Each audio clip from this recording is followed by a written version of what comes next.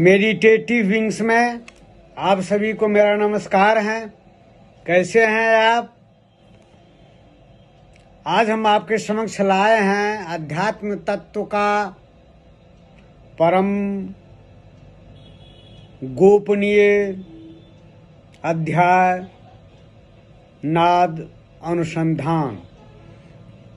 तो आइए हम अपनी साधना के अनुभव को आपके साथ शेयर करते हैं। योग साधना में नाद का बहुत ही महत्व है। आपका नाद को विभिन्न नाम दिया गया है। ओंकार ध्वनि, अनहद नाद, योगियों महायोगी संतों ने विभिन्न नाम दिया है। अस्थिरा अवस्था में जब वायु स्थिर होने लगती है, मन स्थिर होने लगता है, तो उस अस्थिरा अवस्था में प्रकृति पूरा शांत हो जाता है। उस अवस्था में परम शून्य से जो नीचे उतरता है ध्वनि, नाद ध्वनि, वो जो है सुनाई पड़ता है। और उसी में जो है मन को लगाना पड़ता है। नाद ध्वनि में जहाँ से शून्य जगत से नाद आता है, उतरता है नीचे की ओर, उसी में मन को लगाना पड़ता है। उसी के सहारे धीरे धीरे धीरे धीरे धीरे धीरे ऊर्ध्व गति करते हुए परम शून्य में पहुंचना पड़ता है। मन की जो है मेरे हर एक वीडियो को देखिएगा।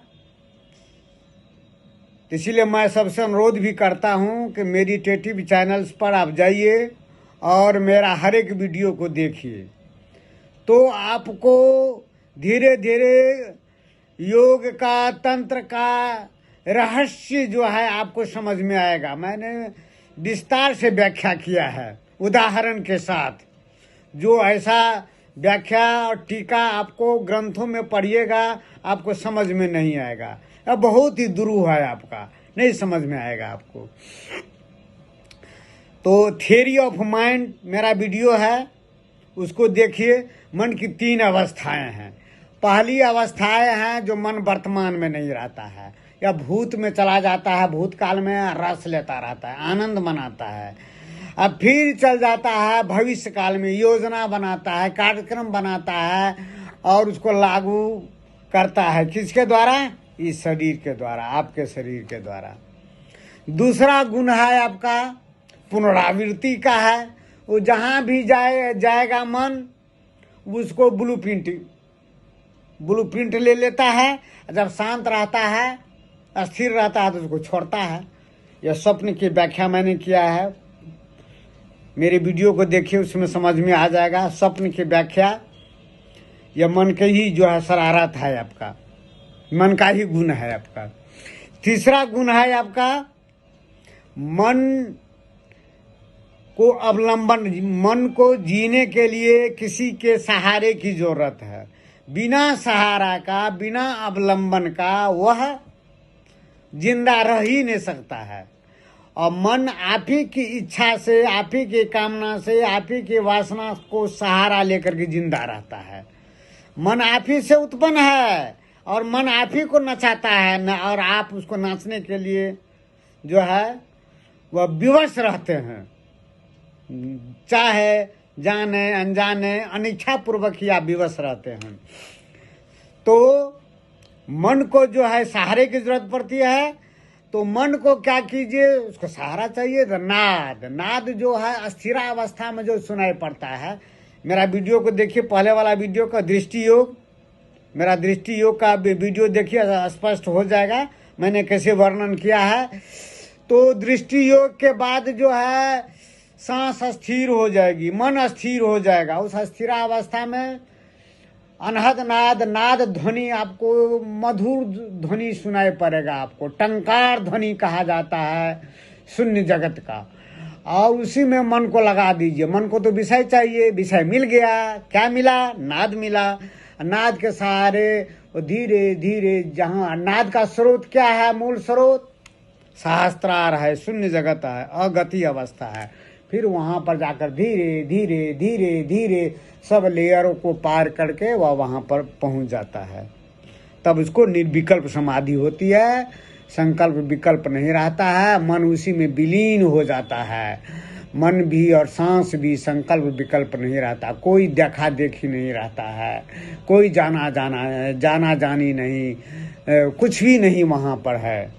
तो यहाँ पर जो है सहस्त्रार में मन, तो मन जब यहाँ से नीचे उतरता है तब जो है फिर वह नीचे उतर, तब तो उसको घर का पता चल गया। मन को घर का पता चल गया तो फिर संसार में रहे ना। संसार नौकरी करते हैं, नौकरी कीजिए, बिजनेसमैन है बिजनेस कीजिए, गृहस्थ आदमी है गृहस्थी कीजिए, सन्यासी आदमी है सन्यास धर्म का पालन कीजिए, सब कीजिए, अपना आपको घर का पता चल गया। जो यह संसार भी तो परम इसी शून्य का परम चेतना ही का विस्तार है, संसार अलग नहीं है। संसार जो आपको पुरोहितों ने हर एक मठ के मठाधीश ने बना दिया है, जो संसार में फंस जाओगे तो बर्बाद हो जाओगे। संन्यास भी वह परम चेतना का ही विस्तार है, लेकिन आपको पता नहीं है आपका घर कहाँ है। आपका घर का पता चल गया जैसे, तो आप निर्भय हो जाइएगा, अभय हो जाइएगा। और जब तक घर का पता नहीं चलता है तो मन कहता है यही संसार है, यही जगत है, आवागमन में वह चक्र में वह घूमता रहता है आपका। और बहिर्मुखी मन ही संसार है आपका। यह सृष्टि जो है, विश्व सृष्टि मन की ही कल्पना मात्र है, इच्छा ही संसार है। और जब तक उसको अपना घर का नहीं पता चलता है, गगन मंडल घर की जय अबदू, गगन मंडल घर की जय, समझे। यहाँ पर गगन मंडल है। जब उनको घर का पता चल गया तो संसार में रहे ना, कोई मतलब नहीं है, सब एकदम निर्भय हो जाइएगा, तब शाश्वत शांति मिलेगा। जो भगवान श्री कृष्ण गीता में कहा ना, यही मेरा परम धाम है, मैं तुम्हें शाश्वत शांति प्रदान करूँगा और आनंद दूंगा, यही आनंद का घर है। कब? जब आप उस नाद के सहारे, जब आप वहाँ पर पहुँच जाते हैं। नाद का भी वहीं से आया है आपका, अनहद नाद, ओंकार नाद, ये अनहद नाद भी उसी में मिल जाता है। तो योग साधना में नाद का बहुत ही महत्व है, आपको महत्व, इसलिए मन को सहारा चाहिए। मन का सहारा यही नाद को दे करके, उस स्थिति में आप देखिएगा जो कोई सहारा नहीं मिलता है मन को, मन भागने लगता है चारों तरफ, भूत में चला जाएगा, भविष्य में चला जाएगा, आपकी इच्छा को, आपके कुछ आप ही की इच्छा को पकड़ करके घुमाने लगता है आपको, क्योंकि उसको तो अवलंबन चाहिए और उसको अवलंबन रहित करना है। कैसे? नाद को, ध्वनि को पकड़ करके वहां पर पहुंच जाइए, सहारा मिल जाएगा। तो मन को भी कहा जाता है उसको झांसे में लेकर को सीधा कीजिए। मन बहुत ही आपका क्या कहते हैं, चालबाज है, मन के नयन हजार है, मन बहुत चालबाज है, मन आप ही से उत्पन्न है, आप ही को नचाता है, मन के बहुत ही नयन हजार है। उसको साधने के लिए मन को ही झांसा में लेकर के उसको साधिए, और साधने के लिए आए नाद ध्वनि को पकड़ करके परम गति, परम धाम, अनहद परम गति, शून्य गति सहस्त्रार में अवस्थित कर दीजिए। मन जान जाएगा मेरा घर कहाँ है, अपने स्वरूप का ज्ञान हो जाएगा, आत्म स्वरूप का आत्मबोध, आत्मज्ञान हो जाएगा।